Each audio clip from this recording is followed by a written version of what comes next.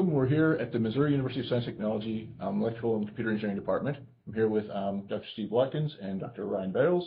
So the 2018 HKN President, the 2024 HKN President, and I'm Sean Bentley, the 2025 HKN President.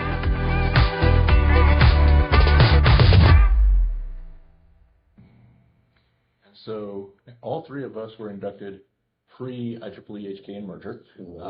And so definitely there's been a lot of changes. So, and this goes out to everybody here, but what do you think are some of the benefits to HKN, first off, from the merger? How is it different for students or chapters or members now than it was before? Well, one thing that comes to my mind is that HKN knew as a student-centered, student-focused organization for so long.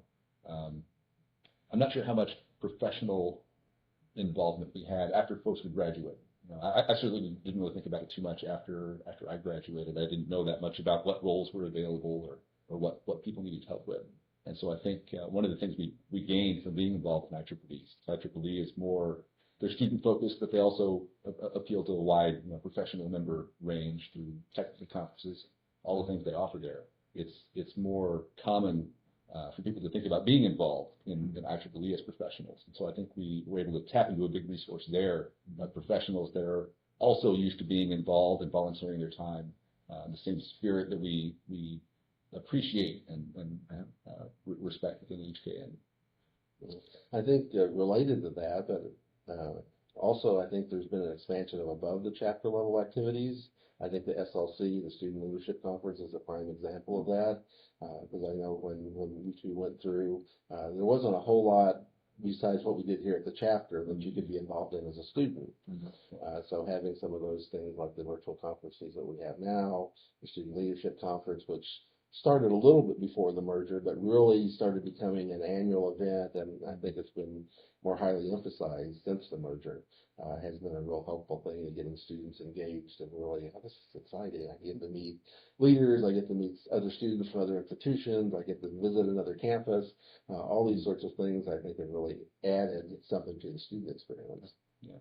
And one thing I've noticed is that somewhat domestically, but especially internationally, is name recognition, because a lot of places aren't familiar with honor societies and may not know what HKN is, but IEEE is pretty widely known in the EC world. And so when you're trying to make headway and maybe creating a chapter, get people interested in being a member, then they're like, okay, well, I know what IEEE is, and now what is this? And so at least it gives you that introduction to it, a conversation.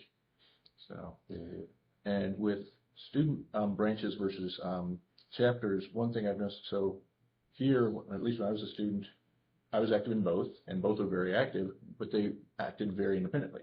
And with a lot of places that seem to have formed chapters after the merger, often it seems to be more interconnected. Has it really changed here much since the merger as far as how the chapter, the IEEE student branch versus the HKN chapter interact, or? We still try to keep it fairly independent, but again, people are involved in both. We share an office space, those sorts of things, and we sometimes co-host activities. But I know as advisor, I've always kind of emphasized that was HKN. Our particular emphasis is on the leadership and the service aspects, where the IEEE student branch tends to focus a little bit more on the technical skills, the industry contacts, things like that. And of course, a little fuzzy in between those in terms of our activities. But by having them focus differently, I think that's really kept it a situation where you can have a strong student branch as well as a strong HKN chapter that have different roles. Yeah. And so I guess the kind of continuation of that question, because certainly for me, I've always felt more of an affinity to HKN personally. In fact, because of my career direction, I actually was in other professional societies, not IEEE, for quite a while. But so certainly there's things that HKN brings to the IEEE table as well. And what do you all think that is kind of some of the biggest things that IEEE benefits from because of having HKN now as part of the family? Well, I think a lot of it is, again, this idea of community. I think, at least in my experience, there's always been a strong sense of community among the HKN members and perhaps a student branch in general. I mean, there's some exceptions to that.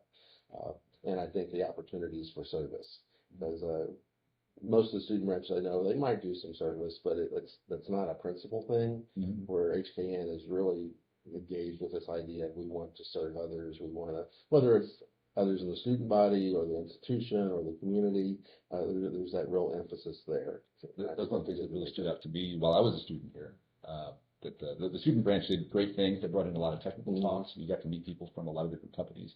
But that was really the core of what they did. There wasn't as much, there wasn't other activity that you could really participate in as a member unless you were on the committee that helped organize those talks. Whereas HKN, we did so many different service activities and outreach, and the Boy Scout Electronics Merit Badge was one of my favorites to help out with. And so those were things that really let you, sink your teeth into the mission of the organization and kept people coming back to do more. Yeah.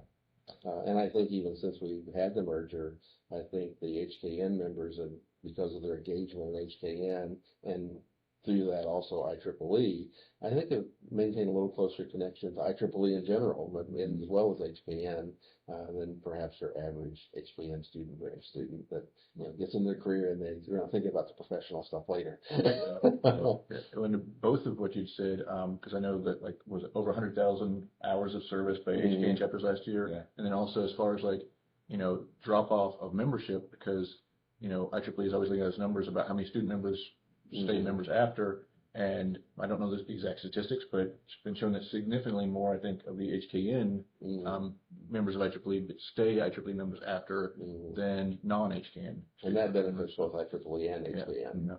Yeah, that's a major contribution, because I know for the last several years, technical societies and sections have really been pushing to understand how they can recruit more students and keep them involved after they graduate, those sorts of things. A lot of students see the IEEE student branch as its own organization, and they don't necessarily see the connection to the larger professional community. And being involved in HKN can help bridge that gap and keep them involved. Absolutely.